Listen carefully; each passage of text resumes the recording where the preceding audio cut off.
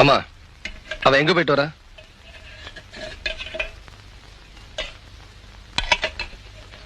அப்பா, எங்க போயிட்டு வரா?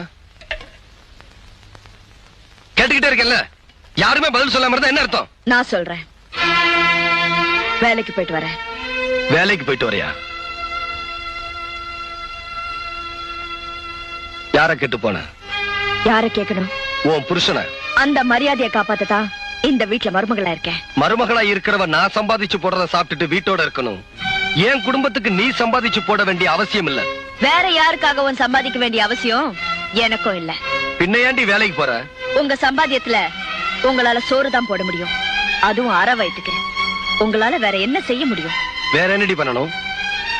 நான் தினமும் ஃபாரின் பவுடர் தான் பூசுவேன். அதோட விலை என்னன்னு தெரியுமா? 100 ரூபாய். நான் எப்பவுமே ஃபாரின் சென்ட் தான் யூஸ் பண்ணுவேன். அதோட விலை என்னன்னு தெரியுமா? எனக்கு எப்பவுமே ஏசில இருந்து தான் பழக்கம். அதோட விலை 25,000 ரூபாய். நான் நேரத்துக்கு ஒரு டிரெஸ் போடுவேன், வேலைக்கு ஒரு கார்ல போவேன். அதெல்லாம் உங்களால வாங்கி கொடுக்க முடியுமா? இதெல்லாம் வேணும்னு உங்ககிட்ட கேட்டேனா? இல்லையே. என் தேவைகளை பூர்த்தி பண்ணிக்கதான் நான் வேலைக்கு போறேன்.